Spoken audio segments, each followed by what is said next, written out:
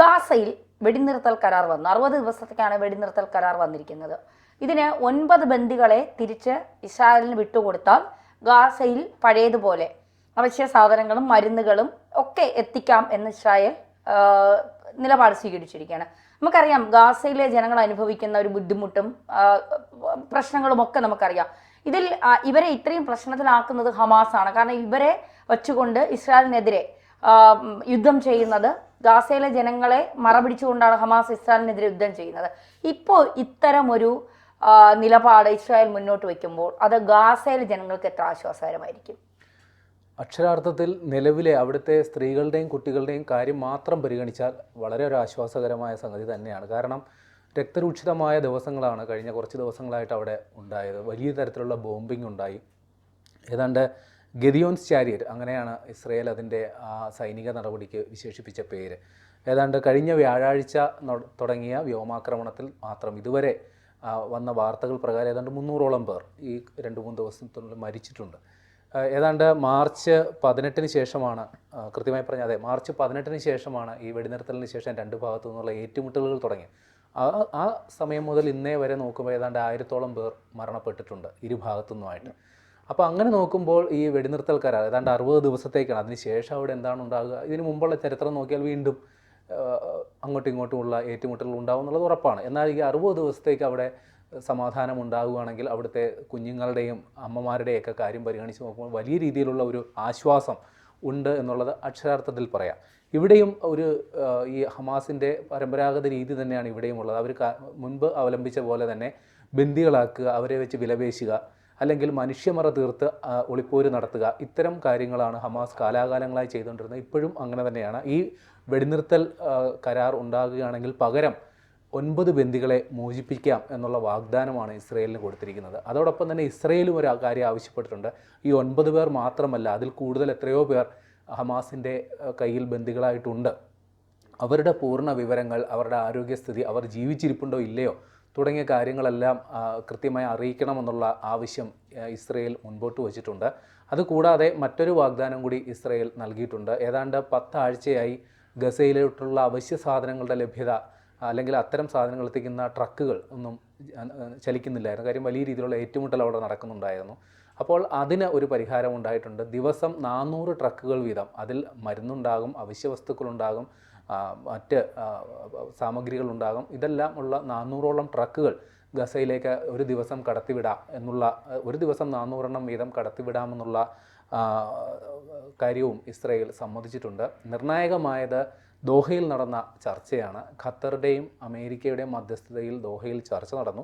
ആ ചർച്ചയിലാണ് ഇത്തരത്തിലുള്ളൊരു വെടിനിർത്തലിലേക്ക് ഇപ്പോൾ കാര്യങ്ങൾ എത്തിയിട്ടുള്ളത്. ഒരു കാര്യം ഉറപ്പായി പറയാം, ഇത് ഒരു 60 ദിവസത്തേക്കുള്ള ഒരു വെടിനിർത്തൽ കരാറാണെങ്കിലും അവിടുത്തെ ഒരു പഴയകാല ചരിത്രം പരിശോധിക്കുമ്പോൾ ഇനിയും ഏറ്റുമുട്ടൽ ഉണ്ടാകും. പക്ഷേ നമ്മുടെ പ്രാർത്ഥന ഇതാണ്, ഇനിയും അവിടെ അനാഥരുണ്ടാകരുത്, ഒരു മനുഷ്യരക്തം പൊരിയരുത്, മനുഷ്യരക്തം ചൊരിയരുത് എന്നുള്ള ഒരു ആഗ്രഹമാണ് എനിക്കുള്ളത്.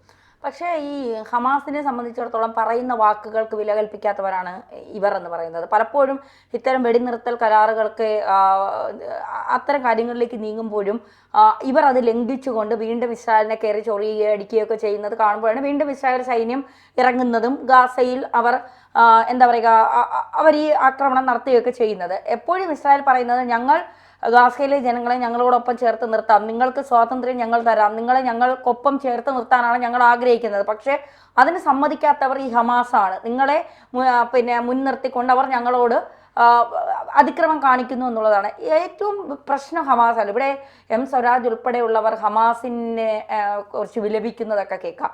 ഗാസയിലെ ജനങ്ങളെക്കുറിച്ച് വിലപിക്കുന്നത് നമുക്ക് മനസ്സിലാക്കാൻ സാധിക്കും. അവിടുത്തെ ജനങ്ങൾ അനുഭവിക്കുന്ന വേദന, ബുദ്ധിമുട്ട്, ഇതൊക്കെ നമുക്ക് മനസ്സിലാകും. സ്ത്രീകളായാലും കുഞ്ഞുങ്ങളായാലും ഗർഭിണികളായാലും ആശുപത്രികൾ പോലും ഇല്ലാതെ പലരും അനുഭവിക്കുന്ന യാതനകളൊക്കെ നമ്മൾ തിരിച്ചറിഞ്ഞുകൊണ്ട് തന്നെയാണ് സംസാരിക്കുന്നത്. പക്ഷേ ഈ ഹമാസിനെ തുടച്ചു നീക്കേണ്ടത് ഒരു ആവശ്യകതയല്ലേ?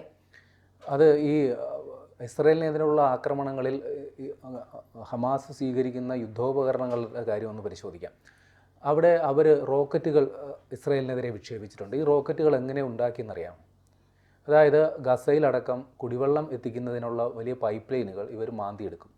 എന്നിട്ട് അത് ഉപയോഗിച്ച് റോക്കറ്റുകൾ നിർമ്മിക്കും. ഒന്ന് ആലോചിച്ച് നോക്കിയാൽ, മനുഷ്യന് കുടിവെള്ളം എത്തിക്കാനായിട്ട് ചെയ്ത സംവിധാനങ്ങൾ പോലും മറ്റൊരു രീതിയിൽ അത് ദുരുപയോഗം ചെയ്ത് യുദ്ധ ആവശ്യത്തിന് തങ്ങളുടെ എതിരാളികൾക്കെതിരെ ഉപയോഗിക്കുന്ന വിചിത്രമായ ഒരു സംഗതിയാണ് ഹമാസ് സ്വീകരിച്ചിട്ടുള്ളത്. അതോടൊപ്പം തന്നെ അവർ മനുഷ്യമറകൾ ഉണ്ടാക്കുന്നു. അഭയാർത്ഥി കേന്ദ്രങ്ങളിൽ അല്ലെങ്കിൽ ആശുപത്രികളിൽ അവിടെ ആക്രമണം ഉണ്ടാകില്ല എന്നൊരു ധാരണ പരത്തി സാധാരണക്കാരായ ഇരകളെ, സ്ത്രീകളെയും കുട്ടികളെയും അടക്കമുള്ളവരെ അവിടെ എത്തിച്ച് അല്ലെങ്കിൽ അവരുടെ മറയിൽ അവിടെ ഒളിച്ചിരുന്ന് ഇസ്രായേലിനെതിരെ ആക്രമണം നടത്തുക എന്നുള്ളൊരു യുദ്ധതന്ത്രമാണ് കാലാകാലങ്ങളായി ഹമാസ് സ്വീകരിച്ചിട്ടുള്ളത്. പക്ഷേ അതിൻ്റെകളെല്ലാം ഇരകളായി തീരുകയാണ് ഈ കുഞ്ഞുങ്ങൾ. കാരണം ഇസ്രായേൽ ആക്രമണം നടത്തുമ്പോൾ സ്വാഭാവികമായും ബോംബാക്രമണം നടത്തുമ്പോൾ ഈ അവിടെ ഉണ്ടാകുന്ന കുട്ടികൾക്കും അല്ലെങ്കിൽ സ്ത്രീകൾക്കും പരിക്കേൽക്കുക, അവരുടെ ജീവൻ നഷ്ടപ്പെടുക സ്വാഭാവികമാണ്. അപ്പോൾ അത്തരത്തിൽ ഒരു രീതിയിലാണ് അവിടുത്തെ കാര്യങ്ങൾ പുരോഗമിക്കുന്നത്. അവിടെ മുഹമ്മദ് സിൻവാർ ഹമാസിൻ്റെ നേതാവാണ്. അദ്ദേഹത്തിൻ്റെ വധത്തിന് ശേഷം കുറേയെങ്കിലും ഈ ഹമാസിൻ്റെ പ്രവർത്തനങ്ങൾ മന്ദീഭവിക്കും എന്നുള്ളൊരു പ്രതീതി ഉണ്ടായിരുന്നു. പക്ഷേ ഉണ്ടായില്ല. വീണ്ടും അവർ തലപൊക്കി. അങ്ങനെയാണ് ഈ വെടിനിർത്തലിന് ശേഷം മാർച്ച് 18-ന് വീണ്ടും ഇസ്രായേൽ ആക്രമണം തുടങ്ങി വെക്കാനുള്ള കാരണം. ഇപ്പോൾ വെടിനിർത്തൽ കരാർ ഒപ്പിട്ടിരിക്കുകയാണ്. ഇനി 60 ദിവസത്തേക്കില്ല.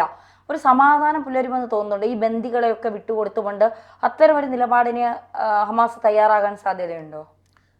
ഇസ്രായേൽ പറയുന്നതനുസരിച്ച് ഇപ്പോൾ നിലവിൽ 9 പേരെ വിട്ടയക്കുമെന്നാണ് ഹമാസ് പറഞ്ഞിട്ടുള്ളത്. പക്ഷേ അതല്ല, എത്രയോ പേർ ഇതിനോടകം തന്നെ 9 അല്ല, അതിൻ്റെ എത്രയോ ഇരട്ടി പേർ ഹമാസിൻ്റെ കൈവശമുണ്ട്. കാര്യം അവരാണ് ഇവരുടെ തുറുപ്പ് ചീട്ട്. കാര്യം ഇവരുടെ ജീവൻ വെച്ചുള്ള വിലപേശലാണ് അവർക്ക് പിടിച്ചു നിൽക്കാനുള്ള ഏറ്റവും വലിയൊരു ആയുധമെന്ന് പറയുന്നത്.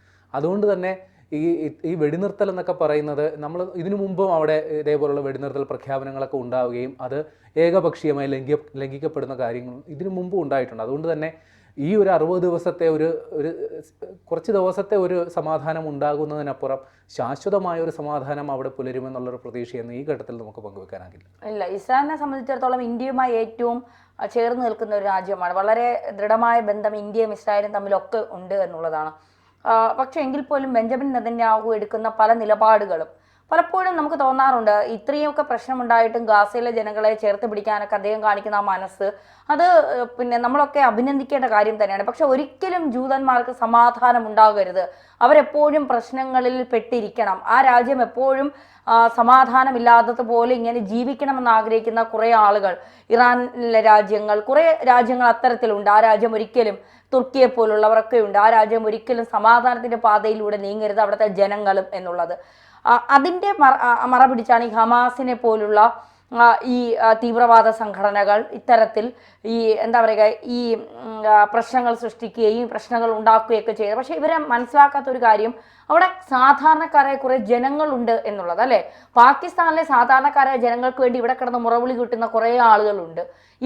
ഇതുപോലെ തന്നെയാണ് ഈ ഹമാസ് ഇസ്രായേലിലേക്ക് ആയുധങ്ങൾ വിടുമ്പോൾ, റോക്കറ്റുകൾ, മിസൈലൊക്കെ അയക്കുമ്പോൾ അവിടെയും ഒരു തെറ്റും ചെയ്യാത്ത സാധാരണക്കാരായ നിരവധി അമ്മമാരുണ്ട്, കുട്ടികളുണ്ട്, ഗർഭിണികളുണ്ട്, വയസ്സായവരുണ്ട്, പുരുഷന്മാരായാലും ഒക്കെ. ഇവർക്കൊക്കെ സംഭവിക്കുന്നതിന് ആരും കരയുന്നതോ കണ്ണീര് നിലവിളിക്കുന്നതൊന്നും നമ്മൾ കാണാറില്ല. എല്ലായിടവും സമാധാനം പുലരണം. അത് മാത്രമേ നമുക്ക് ആഗ്രഹമുള്ളൂ.